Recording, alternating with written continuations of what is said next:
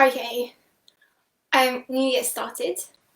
So I just want to say thank you for joining us, and to let you know that this is the last story for November. So next month they're all going to be seasonal. So we move into we've gone from spooky season last month, so now we're going into festive season. So that's really fun. So all the stories will be themed, and there'll be a special story on Christmas Eve. So that's something really nice to look forward to. But back to today's. So, welcome to today's reading. Today we'll be reading Paddington. And this is from the first story in the series by Michael Bond. This is the original story of the bear from darkest Peru.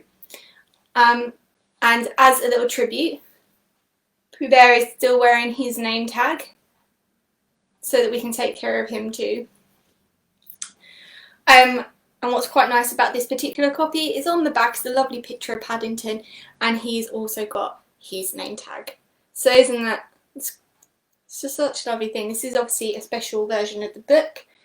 This book is from the 60th anniversary one. You can't just about make out, oh there we go, make out the tag there.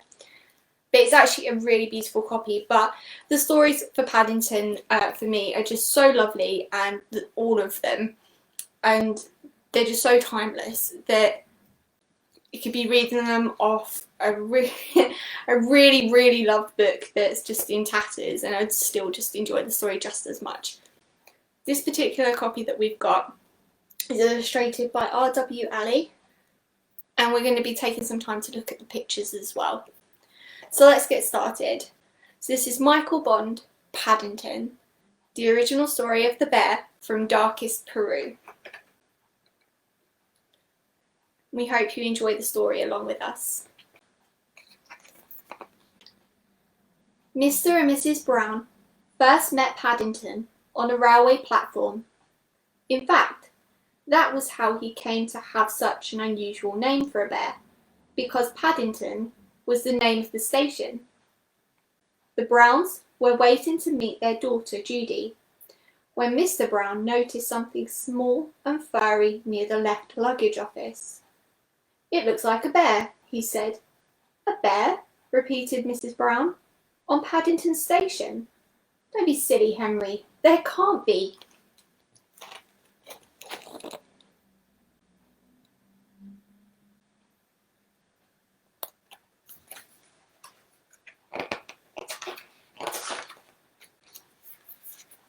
But Mr. Brown was right. It was sitting on an old leather suitcase marked "Wanted on Voyage." And as they drew near it, it stood up and politely raised its hat. "Good afternoon," it said. "May I help you?" "It's very kind of you," said Mr. Brown, "but as a matter of fact, we were wondering if we could help you." "You're a very small bear," said Mrs. Brown. "Where are you from?" The bear looked around carefully before replying. "Darkest Peru. I'm not really supposed to be here at all.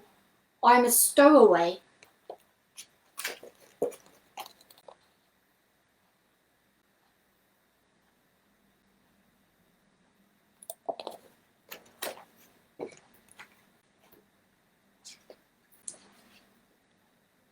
"You don't mean to say you've come all the way from South America on your own?" exclaimed Mrs. Brown. "Whatever did you do for food?" Unlocking the suitcase, the bear took out an almost empty glass jar. "I ate marmalade," it said. "Bears like marmalade." Mrs. Brown looked at the label around the bear's neck. It said quite simply, "Please look after this bear. Thank you."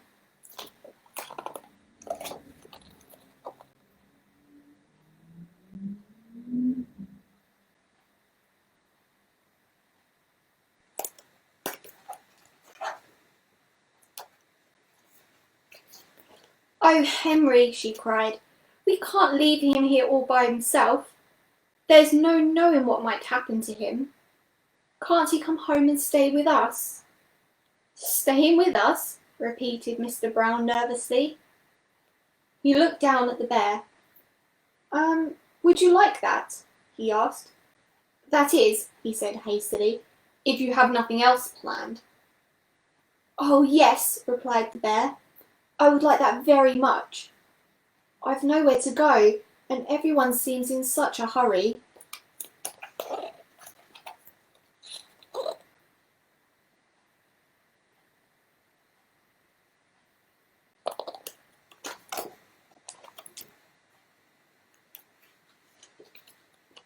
That settles it then, said Mrs. Brown.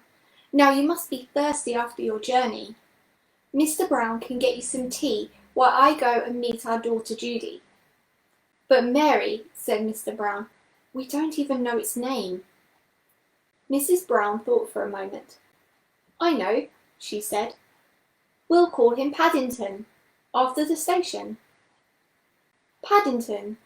The bear tested it several times to make sure. It sounds very important. Mr. Brown tried it out next. Follow me, Paddington, he said. I'll take you to the snack bar.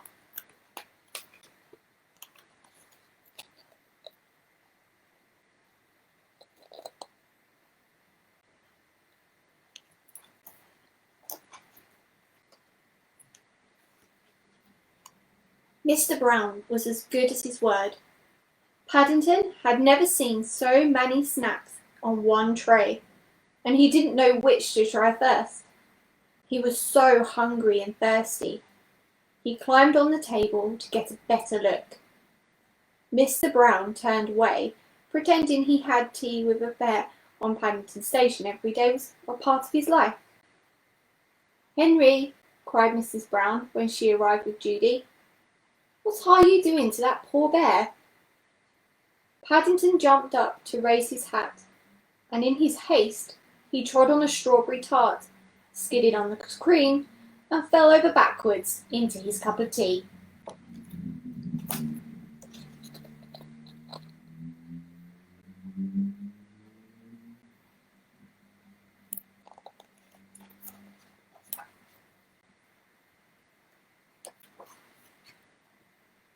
I think we'd better go before anything else happens, said Mr. Brown. Judy took hold of Paddington's paw. Come along, she said. We'll take you home, and you can eat Mrs. Bird and my brother Jonathan. Mr. Brown led the way to a waiting taxi. Number 32 Windsor Gardens, please, he said. The driver stared at Paddington. Bears is extra, he growled. Sticky Bears is twice as much. And make sure none of it comes off in my interior. It was clean when I set out this morning.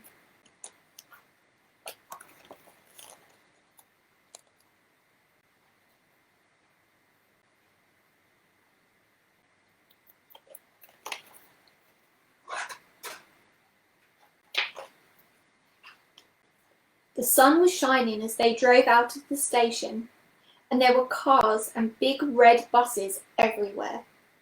Paddington waved to some of the people waiting at the bus stop, and several of them waved back. It was all very friendly. Paddington tapped the driver on his shoulder. It isn't a bit like darkest Peru, he announced. The man jumped at the sound of Paddington's voice. Cream, he said bitterly. Cream and jam all over my coat. He slid the little window shut behind him. Oh dear, Henry, murmured Mrs. Brown. I wonder if we're doing the right thing.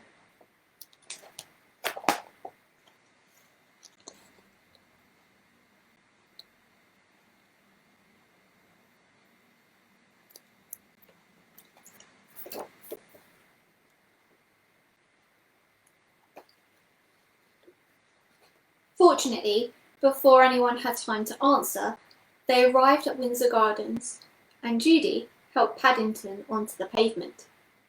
Now you're going to meet Mrs. Bird, she said. She looks after us. She's a bit fierce at times, but she doesn't really mean it. I'm sure you'll like her. Paddington felt his knees begin to wobble. I'm sure I shall if you say so, he replied. Thing is, will she like me?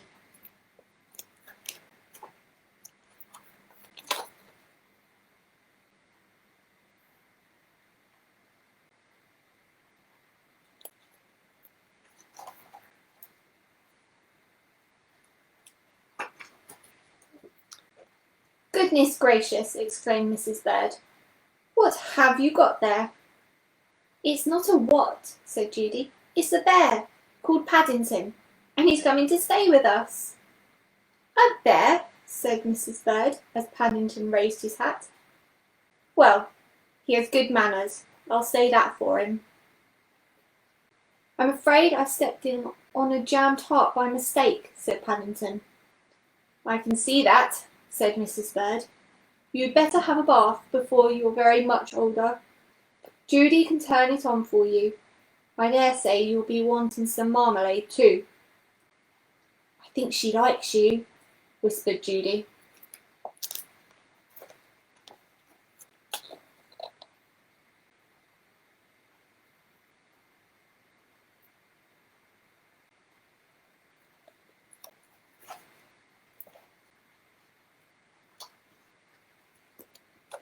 Paddington had never been in a bathroom before, and while the water was running, he made himself at home.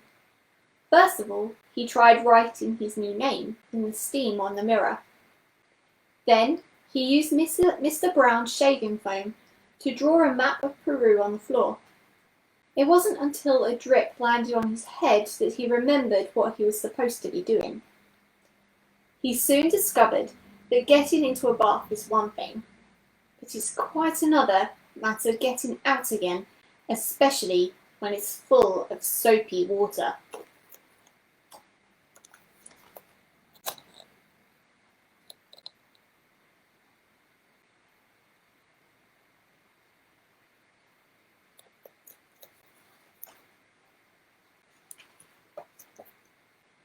Paddington tried calling out, "Help!" at first in a quiet voice, so as not to disturb anyone. Then, very loudly, "Help! Help!" When that didn't work, he began boiling the water out over with his hat, but his hat had several holes in it, and his map of Peru soon turned into a sea of foam. Suddenly, Jonathan and Judy burst into the bathroom and lifted a dripping Paddington onto the floor. "Thank goodness you're all right," cried Judy. "We heard you calling out." "Fancy making such a mess," said Jonathan admiringly. "You should have pulled the plug out." "Oh," said Paddington, "I never thought of that."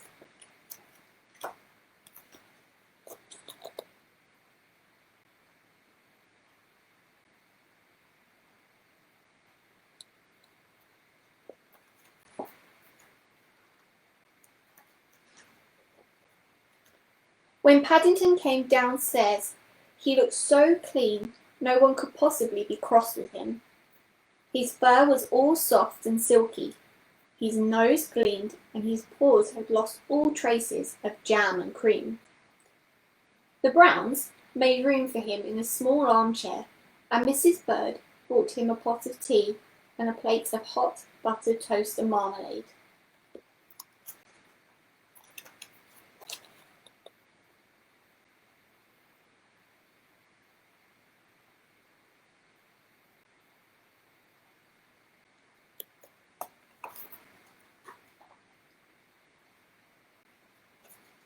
"Now," said Mrs. Brown, "you must tell us all about yourself.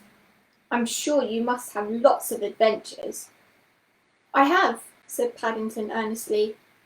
"Things are always happening to me. I'm that sort of bear." He settled back in the armchair. "I was brought up by my Aunt Lucy in darkest Peru," he began, for she had gone into a home for retired bears in Lima. He closed his eyes thoughtfully, and a hush fell over the room as everyone waited expectantly.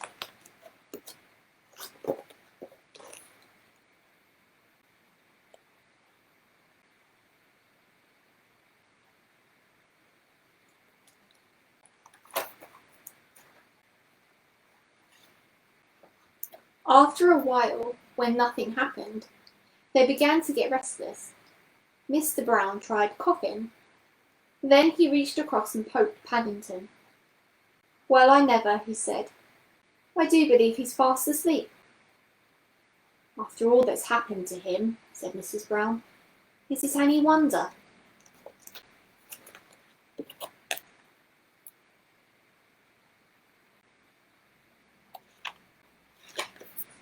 So that's the story of Paddington.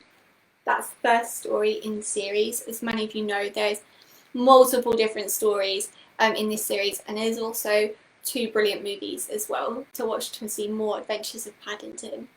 I really love these stories, and I especially love Paddington. And can you believe it? Me and Pooh Bear do not have a Paddington in our family, so I think we're going to need to adopt one. Can we adopt a bear from Darkest Prue, do you think? We won't get jealous, it'll be okay. But I think everyone should have a copy of this in their home library, or go out and go to the local library when they're open and get a copy that you can read at home and enjoy the stories. They're so special. And Paddington's just so lovely. I mean, you can't help but not fall in love with that bear and look after him, of course. Thank you so much for joining us for today's story. We hope you have a lovely day and that you enjoyed yourself, because we did. Thank you for listening, and we'll see you at the next story. And say goodbye, Pooh Bear. Bye.